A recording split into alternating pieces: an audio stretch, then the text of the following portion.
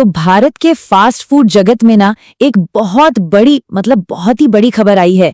Devyani international और sapphire foods, ये दोनों कौन है? ये हैं इंडिया के दो सबसे बड़े KFC और पिज्जा हट ऑपरेटर्स, और अब ये एक हो रहे हैं। सोचिए जरा, ये एक ऐसी जबरदस्त डील है जो शायद हमारे फ्राइड चिकन और पिज्जा खाने के तरीके को हमेशा के लिए बदल दे। पर देखिए, हेडलाइंस तो एक बात है, असल कहानी तो इन हेडलाइंस के पीछे छिपी है। सवाल ये है कि ये सौदा आखिर हुआ क्यों? ये कोई बड़ी एम्बिशन वाला मूव था या फिर एक मजबूरी? चलिए इसी सवाल की तह तक चलते हैं और समझते हैं कि इसके पीछे आखिर चल क्या रहा है। तो कहानी के पहले हिस्से में चलते हैं। यहाँ हम उन वजहों को देखेंगे, उन प्रेशर्स को जिनका सामना ये पूरी की पूरी इंडस्ट्री कर रही है। यही वो दबाव है जिन्होंने इस इतने बड़े कदम के लिए, आप कह सकते हैं, जमीन तैयार की। अच्छा, तो सबसे पहली और सबसे बड़ी दिक्कत है सेम स्टोर सेल्स ग्रोथ का गिरना। अब ये क्या चीज है? बहुत सिंपल है। समझिए कि आपका जो पसंदीदा KFC है ना, वो अगर पिछले साल 100 रुपए कमा रहा था तो इस साल सिर्फ 95 रुपए ही कमा पा रहा है। और यही हाल ज्यादातर पुराने आउटलेट्स का है। ये एक बहुत बड़ी एक खतरे की घंटी है। इसका सीधा मतलब है कि या तो लोग कम आ रहे हैं या फिर जो आ रहे हैं वो पहले से कम खर्च कर रहे हैं। फिर आती है दूसरी बड़ी प्रॉब्लम, प्रॉफिट पर प्रेशर, मुनाफे पर ना चारों तरफ से मार पड़ रही है। सोचिए, एक तरफ तो सब्जियों से लेकर गैस सिलेंडर तक सब कुछ महंगा होता जा रहा है, और दूसरी तरफ मार्केट में कंपटीशन इतना ज्यादा है कि दाम बढ़ाना भी नामुमकिन सा है।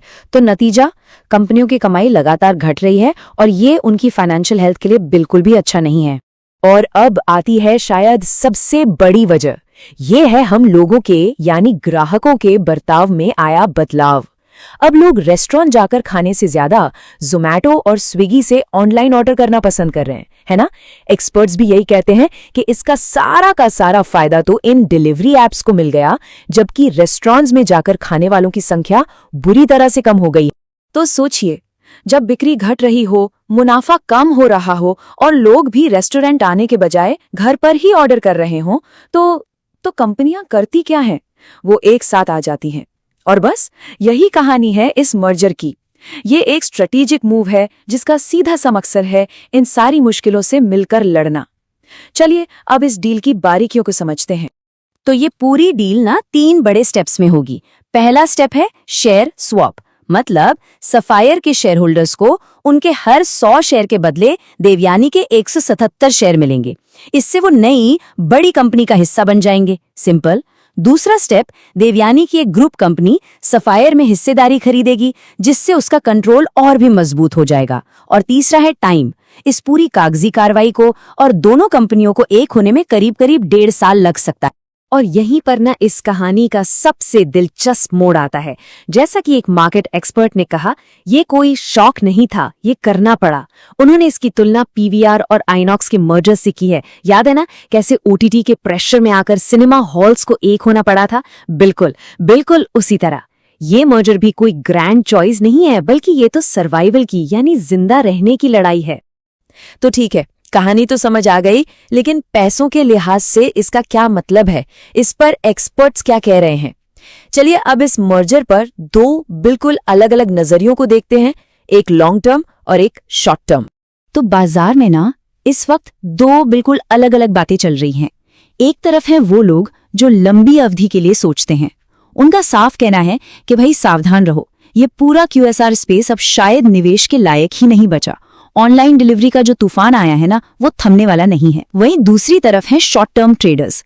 वो कह रहे हैं, अरे इस मर्जर की हलचल में तो कमाई का मौका है, ये स्टॉक रखने के लिए नहीं बल्कि ट्रेड करने के लिए है। खरीदो, बेचो और आगे बढ़ो। तो इस पूरी बातचीत का एक निवेशक के लिए क्या मतलब निकलता है? आखिर करना क्या है? चलिए देखते हैं कि एक्सपर्ट्स ने इन स्टॉक्स पर क्या एक्शन प्लान दिया है। तो खासतौर पर ट्रेडर्स के लिए एक्शन प्लान कुछ ऐसा है। अगर देवयानी की बात करें तो सलाह है कि 147 रुपए के आसपास ट्रेड करें। पहला टारगेट होगा 160 रुपए और दूसरा 185 रुपए।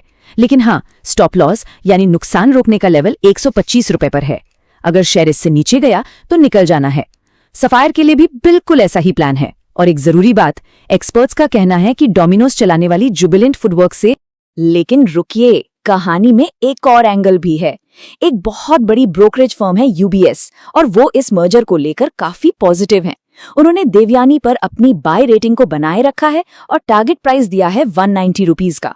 उनका मानना है कि ये मर्जर कंपनी के लिए एक गेम चेंजर हो सकता है। और सबसे बड़ी बात क्या है, उनका अनुमान है कि दूसरे साल से ही ये दोनों मिलकर हर साल 210 से 225 करोड़ रुपए की बचत करेंगी। ये बहुत बड़ा अमाउंट। तो आखिर में सब कुछ आकर इस एक बड़े सवाल पर टिक जाता है, क्या दो बड़ी कंपनियों का एक हो जाना उस सुविधा को टक्कर दे पाएगा जो हमें अपने फोन पर सिर्फ एक क्लिक से मिलती है? क्या ये मर्जर डिलीवरी ऐप्स के जादू के सामने टिक पाएगा? और ये सवाल सिर्फ देवयानी और सफायर का नहीं है, बल्कि ये पूरे के पूरे फास्ट फूड उद्योग के भविष्य का सवाल है।